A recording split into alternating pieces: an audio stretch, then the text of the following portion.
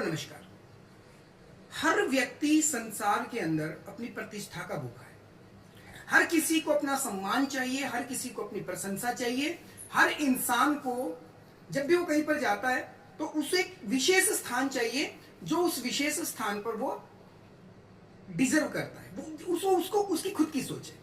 मैं आपको एक छोटी सी स्टोरी सुनाता हूँ। एक बार एक बहुत प्रतिष्ठित साधु थे।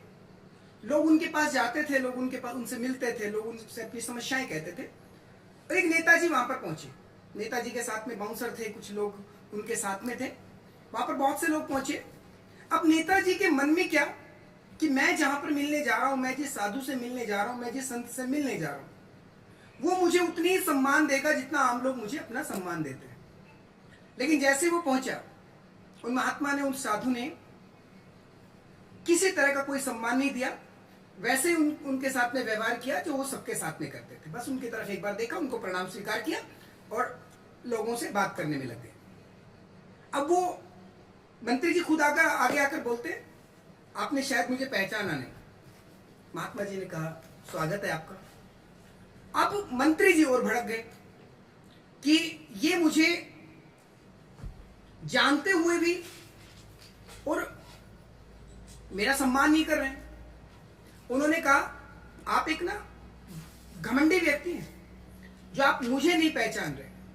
महात्मा जी ने बड़ी सरलता से कहा कि आप विराजमान होइए, आप बैठ जाइए और तब तक मैं इन लोगों से बात कर लेता हूं। लेकिन अब जो वो नेताजी थे, उनका गुस्सा और सातवें आसमान पर चढ़ गया कि लोग मेरी इतनी प्रतिष्ठा करते हैं, लोग मेरा इतना सम्मान करते हैं, लोग मुझे इतना मानते हैं और ये महात्मा जी मुझे कुछ नहीं समझ रहे।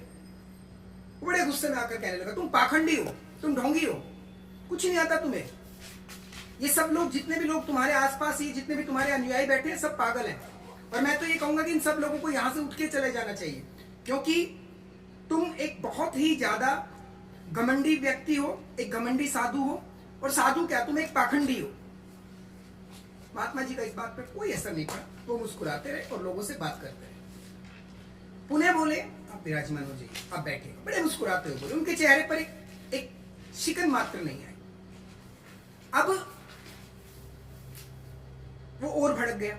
महात्मा जी का चेहरा देखकर उसको और ज्यादा गुस्सा आ गया कि मैं इतना ज्यादा बोल रहा हूं, इनके चेहरे पर किसी तरह की कोई ग्लानि नहीं है, किसी तरह का कोई भाव नहीं है कि मैं इनको सुना रहा हूं। उन्होंने कहा कि आप विराजमान होइए। बहुत देर तक इस तरह की बहस चलती रही। थोड़ी देर के बाद में महात्मा जी ने कहा, आप बहुत अच्छे इंसान हैं, आप स्वभाव, आपका बहुत सुंदर स्वभाव है, आप विराजमान होइए, गुस्सा त्याग दीजिए।